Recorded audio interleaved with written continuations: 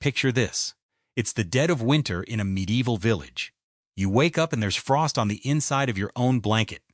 A cow is breathing on your bare feet. And the stranger's snoring next to you, the one whose elbow is currently buried in your ribs, you met him yesterday.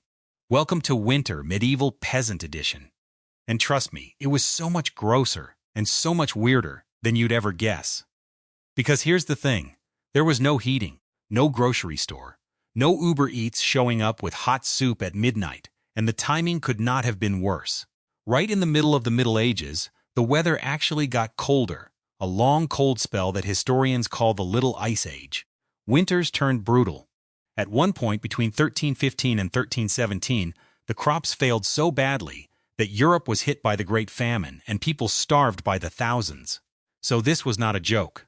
If you didn't prepare for winter, winter killed you. Simple as that. So let's talk about the genuinely unhinged things people did to make it to spring. It all started with a massacre. Every year, around the 11th of November, on a day called St. Martin's Day, entire villages did the exact same thing at the exact same time. They killed most of their animals, not some of them, most of them. The English even had a name for this part of the year. They called it Blood Month. I am not making that up. Here's the cold logic behind it. Feeding a cow or a pig all winter meant burning through grain that you needed for yourself. So farmers kept only the breeding animals, the few they needed to start again next spring, and they slaughtered everything else in one brutal week. Then came the part that would make a modern butcher faint. Nothing got wasted. Not one scrap. The meat was packed into giant baths of salt, or hung up in the smoke of the fire for weeks until it dried out. And the blood? They collected the blood in buckets and turned it into sausage. Black pudding, they called it.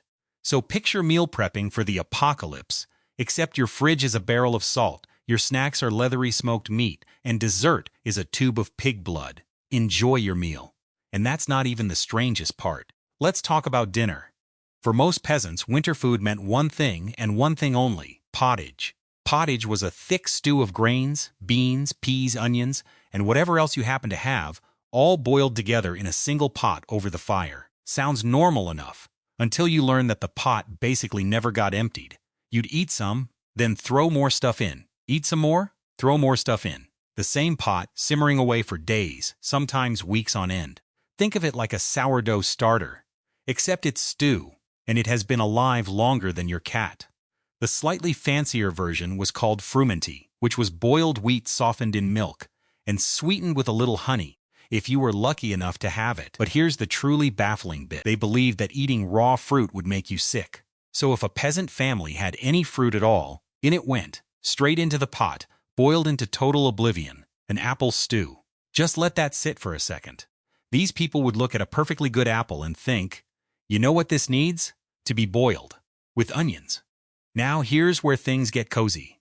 And by cozy, I mean deeply, deeply smelly. Remember those animals that survived the November bloodbath? The cows, the pigs, the chickens that didn't get turned into sausage?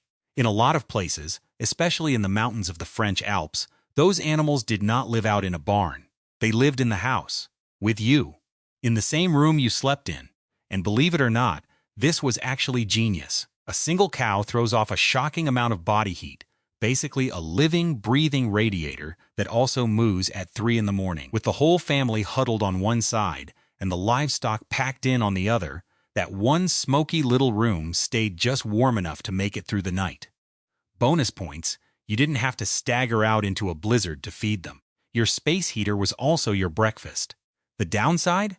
Well, just imagine your tiny studio apartment, but your roommate is a goat, and the goat does not believe in bathrooms. But the animals weren't the only ones piling in for warmth. Oh no, not even close. A proper bed was an absolute luxury. A real one, with a wooden frame and a mattress stuffed with straw, was often the single most valuable thing a peasant family owned. So everyone shared it. Parents, children, grandparents, all crammed together under heavy wool blankets like one giant human burrito. And if you were traveling and you stopped at an inn for the night, you shared a bed with total strangers. That was completely, totally normal. You'd pay for a spot, climb in next to some snoring merchant you had never met in your life, and nobody thought twice about it. In one region of France, called Burgundy, grown men would routinely share a bed for the single purpose of trading body heat through the night. No romance, no weirdness. Just two guys going, it's freezing, scoot over. It was the original hostel dorm room, except colder, itchier, and with a much, much higher chance of fleas. Now, here's something that sounds completely made up, but isn't. Medieval people didn't sleep the way we do. They slept in 2 shifts. They'd go to bed not long after dark, sleep for a few hours, and then wake up around midnight. This was called the first sleep. And then they'd just be awake for an hour or two in the dead of night. People used this time to pray, to add wood to the fire, to chat quietly with whoever was in the bed, or, let's be honest, to make more medieval peasants. Then they'd drift off again for the second sleep until dawn. So if you've ever woken up at 2 in the morning, wide awake for no reason, congratulations. Your body might just be running ancient soft. And here's the real kicker. The part that genuinely broke my brain the first time I read it. Some peasants didn't just sleep through the night. They basically hibernated, like bears. In parts of Russia and rural France, when winter truly set in, when there was no farm work left to do and barely any food to go around, people would simply go to sleep for months. There are accounts of Russian peasants bedding down and sleeping for up to 6 months straight, waking only once a day to gnaw on a scrap of stale bread and toss another log on the fire, before crawling right back under the covers. Stop and think about that for a moment. Their entire winter survival plan was, essentially, do not disturb. And honestly, it makes a brutal kind of sense. Why burn precious calories being awake and cold and starving when you could just power down like a phone dropping into low battery mode? It is grim, it is depressing, and it is also kind of brilliant. The original hibernation mode, and they pulled it off without a Netflix subscription to justify staying in bed all day. When they actually did climb into bed awake, though, they had one last trick up their sleeve. Heat. The fancy version was a warming pan. A metal pan on a long handle that you'd fill with glowing hot coals straight from the fire, then slide back and forth between the sheets to chase off the chill before getting in. The peasant version was a lot simpler. You'd heat a stone or a brick by the fire all evening, wrap it up in cloth, and shove it down by your feet. The original electric blanket, except this particular blanket could absolutely burn your house down, and that was a very real danger every single night. Most homes were built out of wood, straw, and dried mud, with an open fire crackling right in the middle of the room and no real chimney. Just a hole punched in the roof to let the smoke out, which it mostly didn't.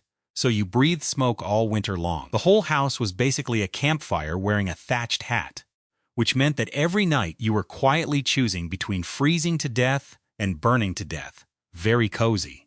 So how do we actually know all this stuff worked? Well, somebody went and tested it.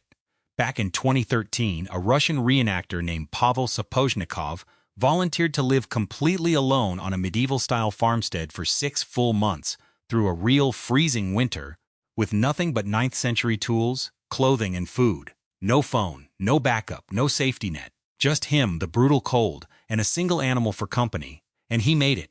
Barely, but he made it. Which honestly tells you everything you need to know. This whole way of life was miserable, it was filthy, it was genuinely terrifying.